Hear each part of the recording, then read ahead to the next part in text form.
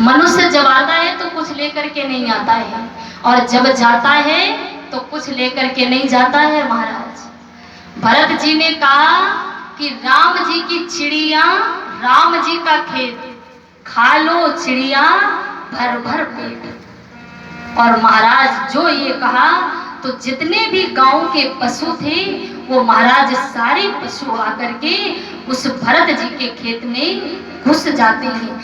जितनी भी फसल थी आज उन गांव के पशुओं ने सारी फसल चौपट कर दी। जब ये बात भरत जी के भाइयों को पता चला, बड़े नाराज होते हैं महाराज, और उन्होंने मजदूर करके जब खेत साफ कराया, देखा तो उनकी फसल पूरे गांव से ज्यादा हुई। आज ये दृश्य देख करके भरत जी ने घर त्याग दिया और महाराज जंगल में गए। और जैसे ही जंगल में निकले तो वहां से महाराज 4 चोर जा रहे थे। चोरों के सरदारों को बलि देनी थी मां भद्रकाली मैया को। तो महाराज वो 4 चोर भरत जी को पकड़ते हैं और भरत जी से कहते हैं कि चलिए आपको भद्रकाली मैया ने बुलाया है। और महाराज बाबा जी तो सीधे साधे बेचारे चल दिए गए। और जैसे ही महाराज वहां पहुंचे तो आज भरत जी को सुंदर स्नान कराए जाते हैं, सुंदर वस्त्र पहनाए जाते हैं, सुंदर भोजन कराया जाता है। भरत जी ने विचार किया कि आज मुझे इतना सुंदर सुंदर भोजन क्यों कराया जाता है, उन्हें पता नहीं। और ये सब कराने के बाद महाराज उन 4 चोरों ने कहा कि चलो तुमको भद्रकाली मैया बुला रहे। बड़े प्रसन्न हुए कि मुझे माता बुला रहे। और महाराज आज भरत जी भद्रकाली माँ के सामने आए तो उन्होंने कहा कि मैया के चरणों में आप अपना सिर झुकाइए। जैसे ही भरत जी ने महाराज माँ भद्रकाली के चरणों में अपना सिर झुकाया तो इधर 4 चोरों ने तलवार निकाली। भरत जी की बलि चढ़ाने ही वाली थे कि महाराज वहां भद्रकाली मैया प्रकट होती हैं और उन 4 चोरों का वध कर देती है। इधर भरत जी बहुत देर तक लचके रहे। जब कुछ नहीं हुआ तो खड़े होकर के देखते हैं, देखा तो 4 चोर मरे पड़े हुए थे।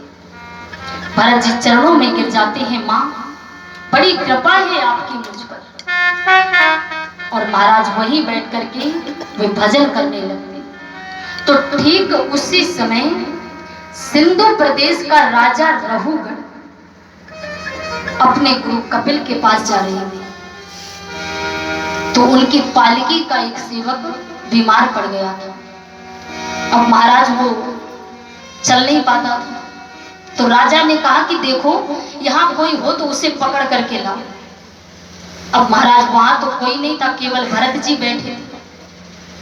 भरत जी देखने में महाराज थोड़ा हष्ट पुष्ट थे।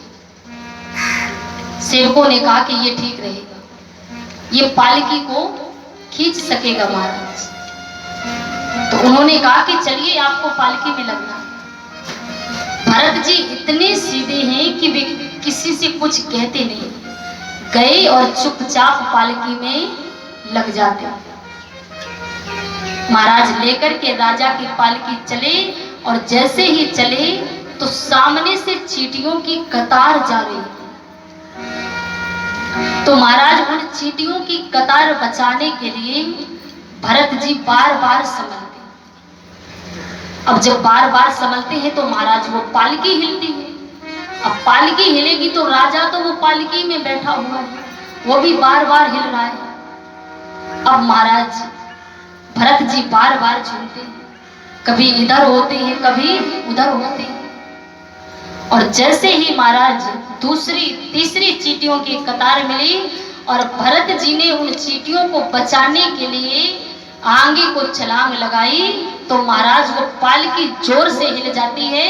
तो पालकी में बैठा राजा हिला और जैसे ही हिला तो राजा का सिर पालकी में उसको चोट पहुंचती। चोट पहुंची तो बड़ी क्रोधित होती कि ये कौन सेवक है जिसे चलना नहीं आता है, तुरंत पालकी